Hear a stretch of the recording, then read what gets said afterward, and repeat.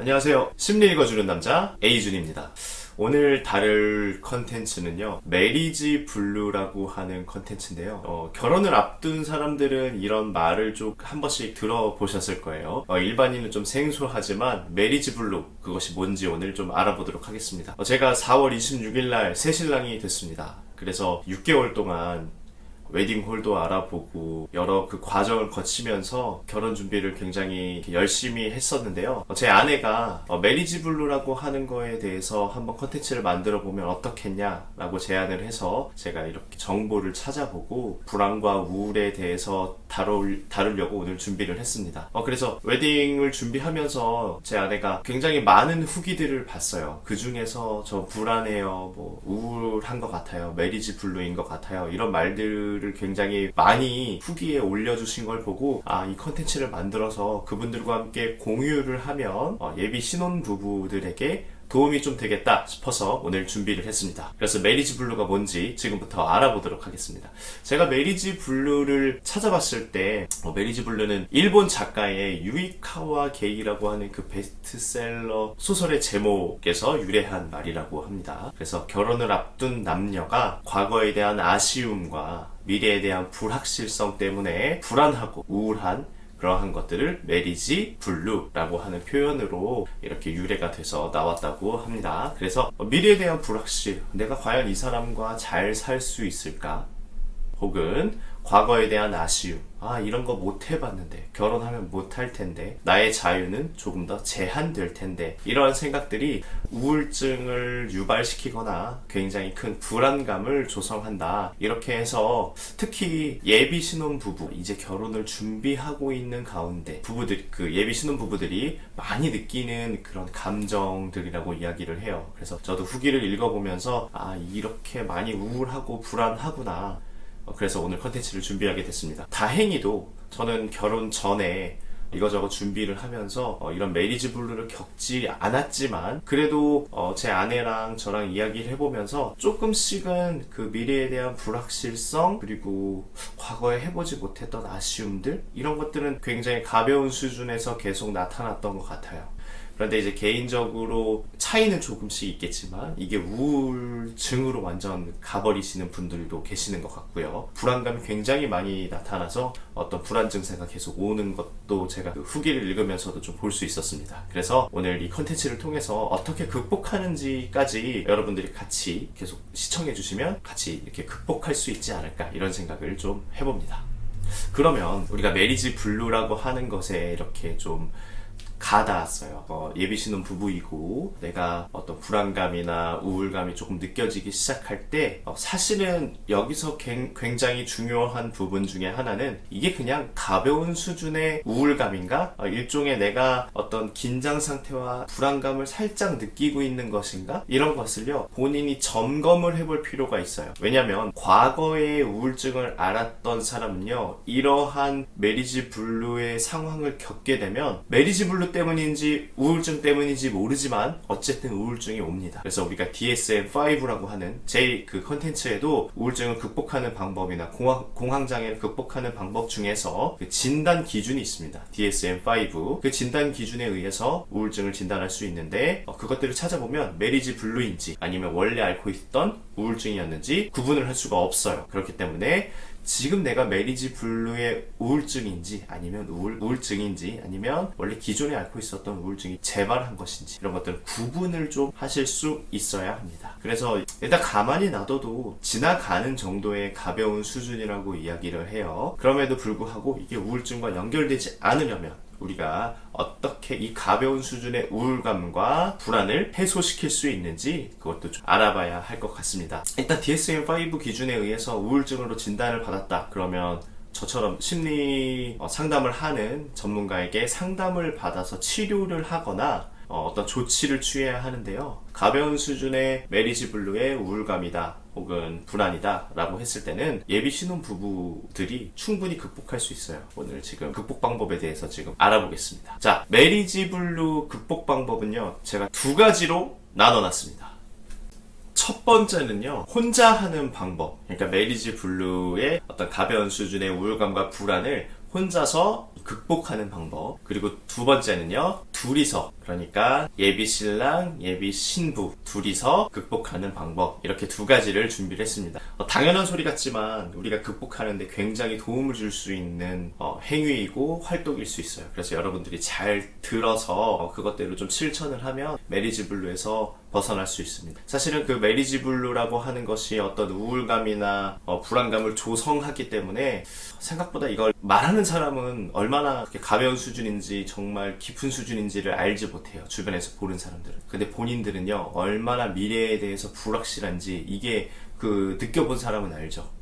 네, 저도 어떤 일종의 불안감을 느끼긴 했으니까요. 우울감 정도는 아니지만 그래도 불안감을 느끼고 있습니다. 지금 예비 신랑에서 새 신랑이 된 지 며칠 안 됐지만 그래도 우리가 미래에 어떻게 이렇게 잘 살 수 있을까, 이런 것들을 지금 고민하고 있는 단계거든요. 그렇기 때문에 저한테도 불안이 없다라고는 할 수 없어요. 그래서 우리가 혼자 하는 방법과 둘이 하는 방법을 오늘 실천해보고 기억하고 학습해보면서 메리지 블루를 좀 극복해볼 수 있었으면 좋겠습니다.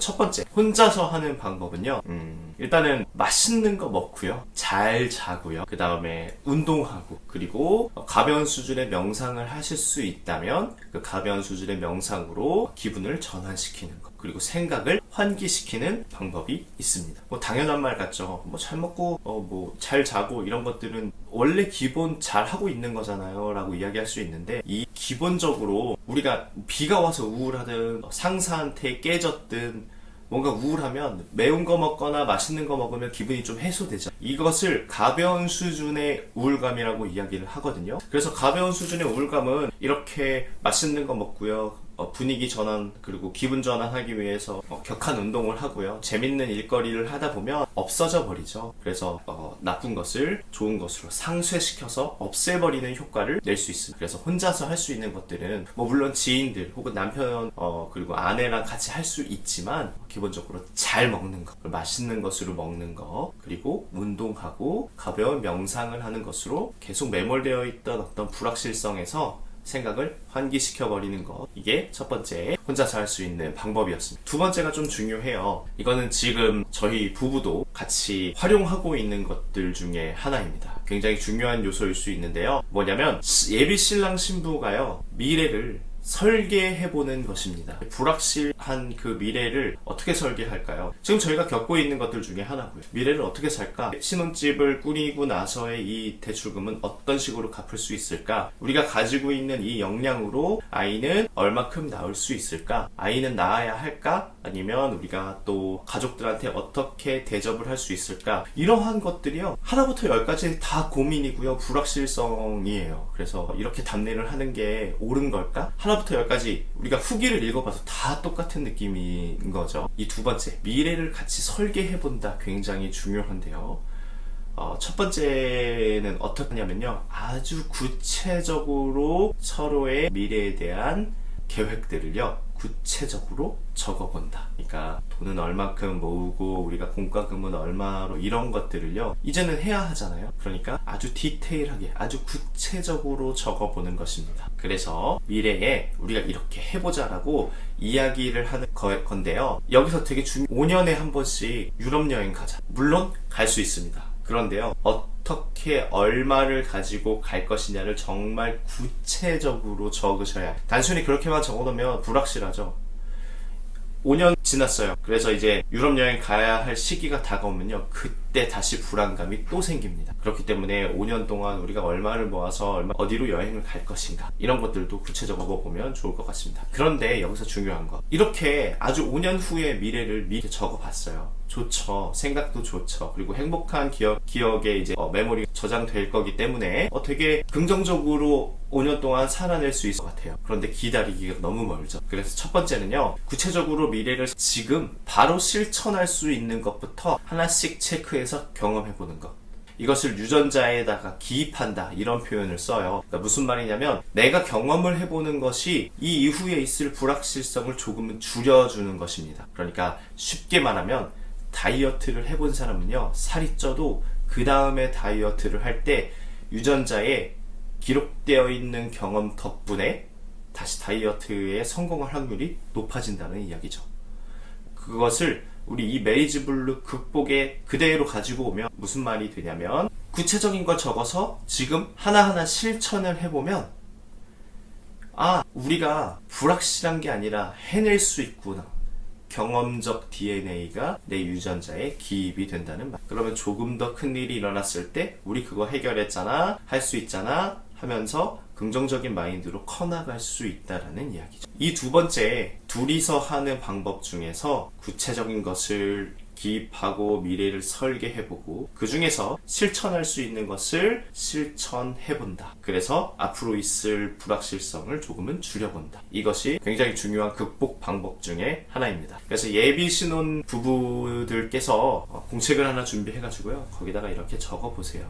할 수 있는 것들과 할 수 없는 것들까지 다 적어보면 그 중에서 갈라지죠. 우린 이거 해볼 수 있겠다. 이거 다음 주에라도 당장 해볼 수 있겠는데 이런 것들을 극복할 수 있게 도움이 좀 되셨으면 좋겠습니다.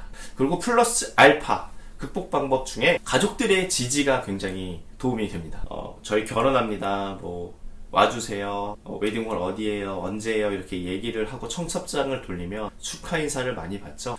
행복하세요. 둘이 되게 잘 어울려요. 혹은 잘 살아. 이러한 종류들의 어떤 메시지를 다 받습니다. 그것들을요. 이런 것 의례껏 하는 이야기지라고 생각하지 말고 다 온전히 받으세요. 그래, 우리 잘 살 거야. 우리 그렇게 행복해 보이나? 우리 되게 닮았나? 그리고 우리 되게 잘 어울리나? 서로 같이 이야기 나눠보고요.